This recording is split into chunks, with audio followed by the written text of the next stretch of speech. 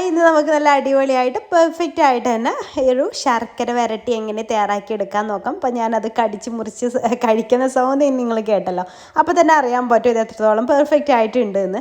അപ്പോൾ അതെങ്ങനെയാണ് ചെയ്യുന്നതെന്ന് നോക്കാം. അതിന് വേണ്ടിയിട്ട് നമ്മൾ എന്താണ് എടുക്കേണ്ടതെന്ന് വെച്ചാൽ നേന്ത്രക്കായ തന്നെ എടുക്കാൻ ശ്രദ്ധിക്കുക.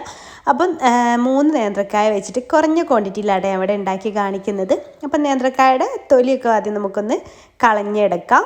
അപ്പോൾ തൊലി കളയുന്നതിന് മുന്നേ കയ്യിലും കത്തിയിലൊക്കെ വേണമെന്നുണ്ടെങ്കിൽ വെളിച്ചെണ്ണ ഒന്ന് അപ്ലൈ ചെയ്ത് കൊടുക്കാം കേട്ടോ, കയ്യിലൊന്ന് കറ പുരളാതിരിക്കാനൊക്കെ വേണ്ടിയിട്ട്. അപ്പോൾ അങ്ങനെ ഇതിൻ്റെ തൊലി കംപ്ലീറ്റ് ആയിട്ട് നമുക്കൊന്ന് തൊലിച്ചെടുക്കാം. ഇതുപോലെ ഇങ്ങനെ ഒരു സൈഡിന് കീറിയിട്ട് ഇങ്ങനെ വലിച്ചു കൊടുത്താൽ മതി. അപ്പോൾ ഈ വീഡിയോ മുഴുവൻ സ്കിപ്പ് ചെയ്യാതെ തന്നെ നിങ്ങൾ കാണട്ടെ, നല്ല കറക്റ്റായിട്ട് നിങ്ങൾക്ക് മനസ്സിലാവും ഇതിൻ്റെ ഓരോ കാര്യങ്ങളും നമ്മൾ ശ്രദ്ധിക്കേണ്ടതായിട്ടുണ്ട്. എന്നിട്ട് ഇതുപോലെ നമുക്ക് സ്ലൈസ് ചെയ്തെടുക്കണം.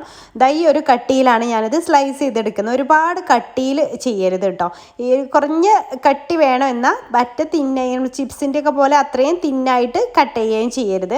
അങ്ങനെ വേണം കട്ട് ചെയ്തെടുക്കാൻ വേണ്ടിയിട്ട്. അപ്പം ഏകദേശം ഞാൻ കാണിച്ചെന്നല്ലോ, അത്രയും കട്ടിയിൽ എല്ലാം ഏകദേശം ഒരേ കട്ടിയിൽ തന്നെ കട്ട് ചെയ്തെടുക്കാനും വേണം ശ്രദ്ധിക്കാനായിട്ട്. എല്ലാം ഏകദേശം ഒരേപോലെ ഈ ഒരു കട്ടിയിലാണ് ഞാനിത് കട്ട് ചെയ്തെടുക്കുന്നത് കേട്ടോ.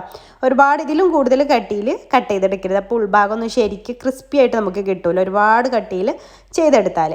അപ്പോൾ ഇതുപോലെ ബാക്കി 3 നമുക്കിതുപോലെ ഒന്ന് കട്ട് ചെയ്തിട്ടെടുക്കാം.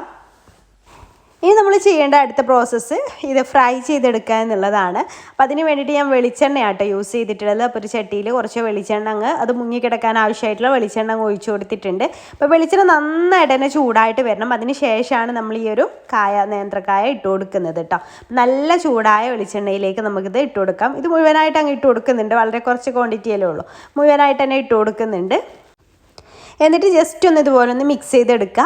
എന്നിട്ട് ഒരു 1-2 മിനിറ്റ് ഹൈ ഫ്ലെയിമിൽ തന്നെ കിടന്നോട്ടെ കേട്ടോ. അതൊന്ന് അതെല്ലാം ഇങ്ങനെ വേറിട്ട് കിട്ടാൻ വേണ്ടിയിട്ട് ജസ്റ്റ് ഒരു 2 മിനിറ്റ് ഹൈ ഫ്ലെയിമിൽ തന്നെ കിടന്നോട്ടെ. എന്നിട്ട് നന്നായിട്ടൊന്ന് മിക്സ് ചെയ്തിടുക. ആദ്യം ജസ്റ്റ് ഒന്ന് മിക്സ് ചെയ്തെടുത്താൽ മതി. എന്നിട്ട് നന്നായിട്ടൊന്ന് മിക്സ് ചെയ്തെടുത്ത ശേഷം നമുക്ക് ഒരു മീഡിയം ഫ്ലെയിമിലേക്ക് തീ മാറ്റാം. പിന്നെ ഹൈ ഫ്ലെയിമിൽ തന്നെ ഇട്ടാൽ പുറം ഭാഗം വേഗം കളർ ചേഞ്ച് ആവും, ഉൾഭാഗം ഒന്നും നല്ല ക്രിസ്പി ആയിട്ട് നമുക്ക് കിട്ടൂല കേട്ടോ. പിന്നെ നമുക്ക് മീഡിയം ഫ്ലെയിമിൽ ഇട്ടിട്ട് കുറച്ച് സമയം വെച്ചിട്ട് ഒരു 10 മിനിറ്റൊക്കെ വെച്ചിട്ട് നമുക്കിത് ഫ്രൈ ചെയ്തിട്ട് എടുക്കാം.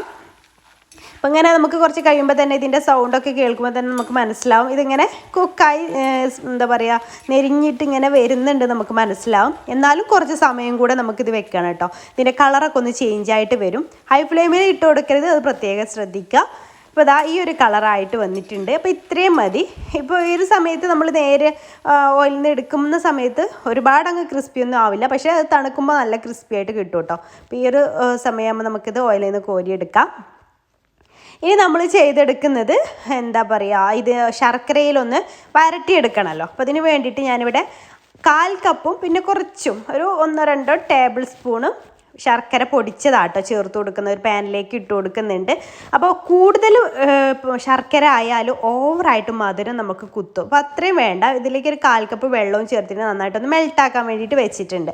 ഒരുപാട് ശർക്കര ആയാൽ ഞാൻ മുന്നൊരു ദിവസം ഉണ്ടാക്കിയത് അങ്ങനെയായിരുന്നു, ഒരുപാട് ശർക്കര ഓവറായി പോയാൽ നമുക്ക് കഴിക്കാൻ വല്ലാണ്ട് തോന്നില്ല. പക്ഷേ അത് കറക്റ്റ് മധുരം ആയാലും നമുക്ക് കഴിക്കാനും നല്ല ടേസ്റ്റ് ആയിരിക്കും കേട്ടോ. അപ്പോൾ ശർക്കരയ്ക്കൊന്ന് ഉരുകി ഒരു 1 സ്ട്രിങ് കൺസിസ്റ്റൻസി, ഒരു നൂൽ പരുവെന്ന് പറയില്ലേ, ആ ഒരു രീതിയിലാവുമ്പോഴാണ് നമ്മളതിലേക്ക് ഈ ഒരു കായ വറുത്തത് ഇട്ട് കൊടുക്കുന്നത്.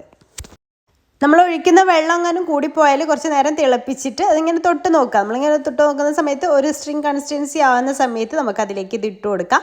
എന്നിട്ട് നന്നായിട്ട് തന്നെ മിക്സ് ചെയ്ത് കൊടുക്കാം. ഞാനിപ്പോൾ ഈ എടുത്തിട്ടുള്ള ഈ ഒരു കായ വറുത്തതിലേക്ക് ഇത് കറക്റ്റാണ് കേട്ടോ, ഈ ഒരു ശർക്കരപ്പാനി കറക്റ്റാണ്.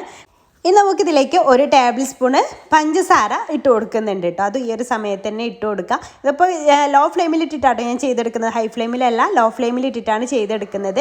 പിന്നെ നമുക്കിതിലേക്ക് കുറച്ച് സ്പൈസ് പൗഡേഴ്സ് ചേർത്ത് കൊടുക്കാനുണ്ട്. 1/4 ടീസ്പൂൺ ഏലക്ക, 1/4 ടീസ്പൂണ് ചുക്ക് പൊടിച്ചത്, അതുപോലെ തന്നെ 1/4 ടീസ്പൂണ് ചെറിയ ജീരകം പൊടിച്ചത്.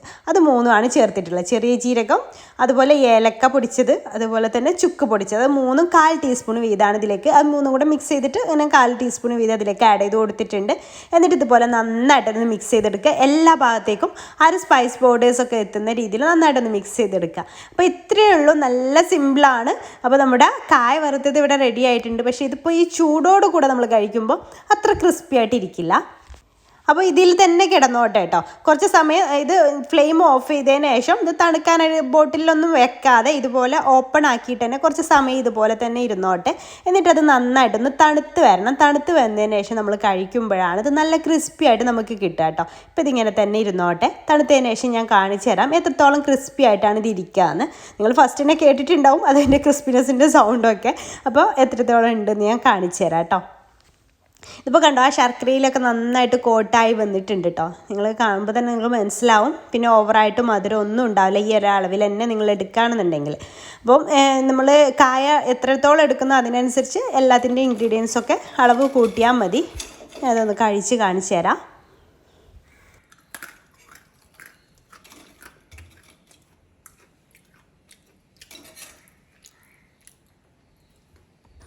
അപ്പോൾ നിങ്ങൾ കണ്ടല്ലോ അല്ലേ ഇതിൻ്റെ ക്രിസ്പിനെസ് എത്രത്തോളം ഉണ്ട്. നമ്മൾ നല്ല പെർഫെക്റ്റ് ആയിട്ട് നമുക്ക് കിട്ടിയിട്ടുണ്ട്. അപ്പം കായ വറുത്തത് ഇതുപോലെ ശർക്കര വരട്ടിയത് ഇതുപോലെ നിങ്ങൾക്ക് പെർഫെക്റ്റ് ആയിട്ട് ഇതുവരെ കിട്ടിയിട്ടില്ലെങ്കിൽ ഈ രീതിയിലൊന്ന് ട്രൈ ചെയ്ത് നോക്കുക. ട്രൈ ചെയ്ത് നോക്കുന്ന സമയത്ത് ഫീഡ്ബാക്ക് അറിയിക്കാൻ മറക്കരുത് കേട്ടോ.